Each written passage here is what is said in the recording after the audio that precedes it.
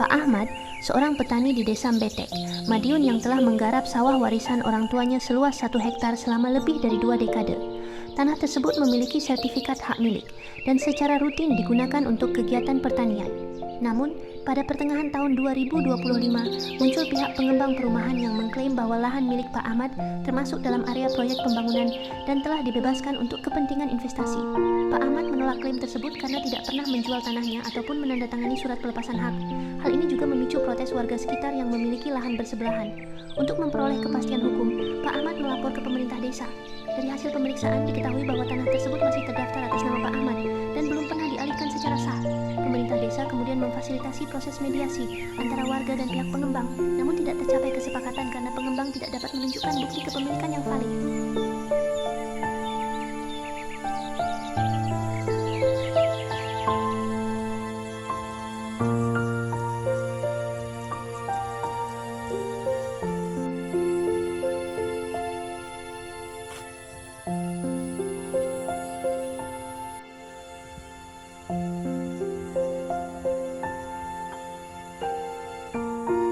Baik, selamat sore semua. Di sini aku Rutin Raksanjani dari NIM 24111764079 akan mewawancarai salah satu pemilik sawah yang sedang bersengketa agraria.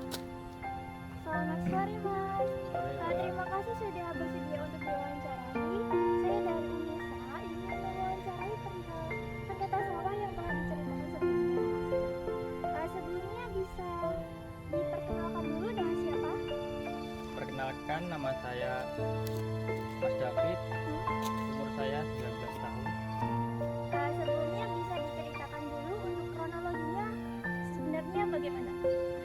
Untuk kronologinya, beberapa waktu lalu itu ada kontraktor datang ke Indonesia. Tiba-tiba dia menyebutkan kalau tanah ini akan dibangun untuk perumahan. Berarti baru terjadi belakangan ini ya? Ya, Untuk status tanahnya sendiri sebenarnya apakah sudah bersertifikat? sudah bersertifikat. Setelah itu kapan sebenarnya para kontraktor itu mendatangi sawah ini untuk mengklaim sawah tersebut? Kira-kira sekitar 2 bulan lalu, pertengahan bulan. Lalu apa yang mereka tunjukkan sebagai bukti? Mereka hanya menunjukkan peta lokasi sama surat izin pembangunan dari pemerintah. Lalu untuk sengketa ini sendiri apakah sudah berdampak bagi pribadi? Sangat berdampak, Pak, karena untuk tanah ini itu salah satunya sumber mata pencarian keluarga saya untuk makan sehari-hari, makan keluarga saya dan untuk menyebabkan Sejauh ini apakah sudah ada langkah hukum yang ditempuh? Belum.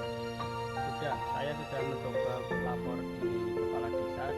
Sejauh ini apakah ada harapan dari Masnya sendiri bagi pemerintah atau bagi para pihak pengembang terkait? Ya, untuk harapan saya ke depannya, saya berharap hak saya itu dihargai, dan kalaupun ada mau pembangunan di sawah saya dibicarakan terlebih dahulu, bicarakan baik-baik. Baik, sesi wawancaranya sudah berakhir. Terima kasih banyak atas dedikasinya. Semoga masalahnya akan cepat teruraikan. Nah, peran saya di sini saya akan menganalisa kasus ini, lalu nanti akan saya sampaikan kepada Masnya dalam pertemuan mendatang.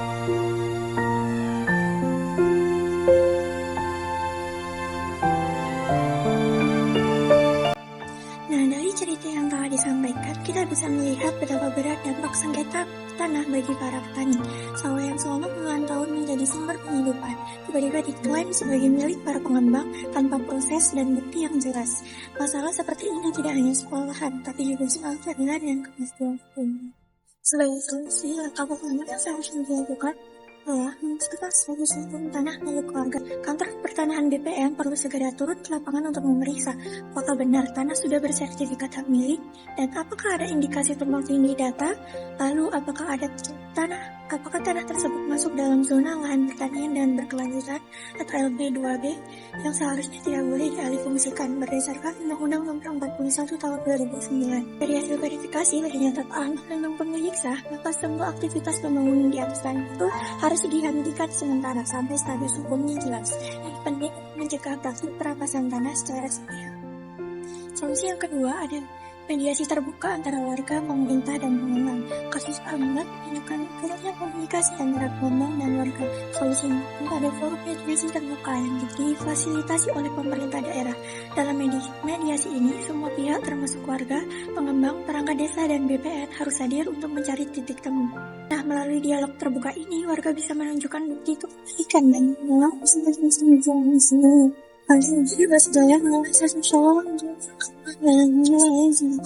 solusi yang ketiga yaitu jalur kepastian dan keadilan. Jika mediasi kepastian warga seperti Ahmad bahkan menunjukkan gugatan pengadilan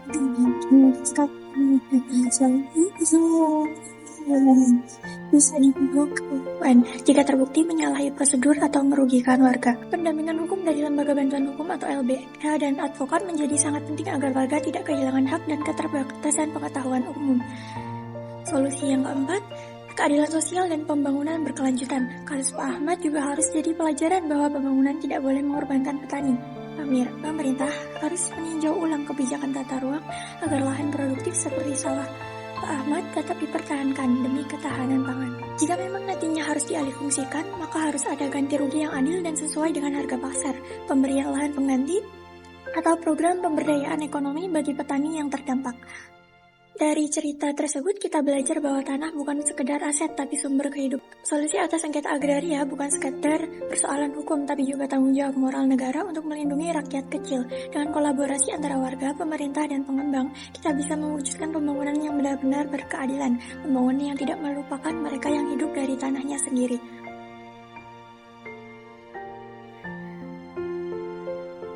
Sekian solusi yang dapat saya paparkan. Diharapkan solusi ini dapat menjadi pertimbangan baik bagi pemerintah, pihak pengembang maupun para petani itu sendiri agar dapat mewujudkan keadilan dan menghindari adanya sengketa agraria, khususnya bagi para petani kecil.